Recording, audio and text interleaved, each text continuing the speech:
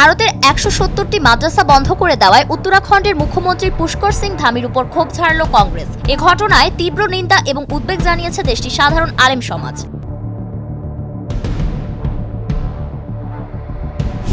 দীর্ঘদিন ধরে ইউরোপ সফর সৌদি নাগরিকদের জন্য ছিল একরকম কাগজপত্রের যুদ্ধ।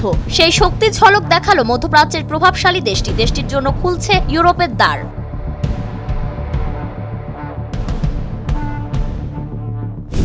ভারতীয়দের এখন আর অনলাইন অ্যাপয়েন্টমেন্ট চাইতে হবে না। চীনের দূতাবাস বা কনসুলেটে গিয়ে সরাসরি ভিসার আবেদন জমা দেওয়া যাবে। অল্প দিনের জন্য চীনে গেলে ভারতীয়দের বায়োমেট্রিক তথ্য দিতে হবে না। মার্কিন পররাষ্ট্র দপ্তরের ব্রিফিংয়ে মুখপাত্র টমি ব্রুস বলেন, ব্রিটেনের সাবেক সংসদ সদস্য টিউলিপ সিদ্দিকের বিরুদ্ধে বাংলাদেশে আদালত থেকে গ্রেফতারি পরোয়ানা জারি করা হয়েছে। এটি নিয়ে তাদের সঙ্গে আলোচনা করাও আমাদের জন্য অত্যন্ত গুরুত্বপূর্ণ।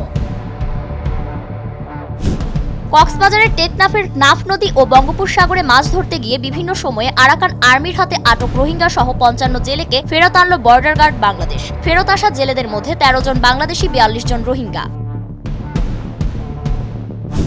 যুক্তরাষ্ট্রের সঙ্গে বাণিজ্য যুদ্ধের মধ্যেই গত বছর মার্চ পর্যন্ত ৫.৪% প্রবৃদ্ধি ঘটেছে চীনের অর্থনীতি। তবে চীনের সরকারি কর্মকর্তারা জানিয়েছেন, যুক্তরাষ্ট্রের সঙ্গে বাণিজ্যিক বৈরিতা শুরু না হলে এই প্রবৃদ্ধির হার আরও বেশি হতো।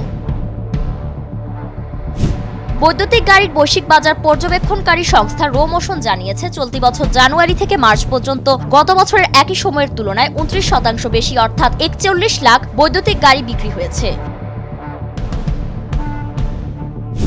যুক্তরাষ্ট্রের বর্তমান সরকার সামাজিক নিরাপত্তা খাতে কুড়াল চালিয়েছে। শিকাগোতে এক সম্মেলনে এমনটাই বলেন দেশটির সাবেক এই প্রেসিডেন্ট। ট্রাম্প ও তার ঘনিষ্ঠ মিত্র ইলন মাস্কের মতে যুক্তরাষ্ট্রের সামাজিক নিরাপত্তা খাত জালিয়াতিতে ভরে গেছে বলে সংস্কার চলছে।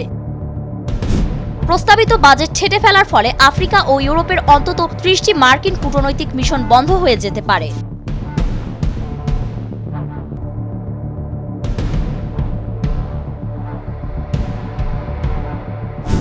যুক্তরাষ্ট্রের বিশেষ দূত স্টিভ উইটকফ বলেন, ওয়াশিংটনের সঙ্গে একটি চুক্তিতে পৌঁছাতে হলে তেহরানকে অবশ্যই তার পারমাণবিক ইউরেনিয়াম সমৃদ্ধকরণ কর্মসূচি বন্ধ ও বিলুপ্ত করতে হবে।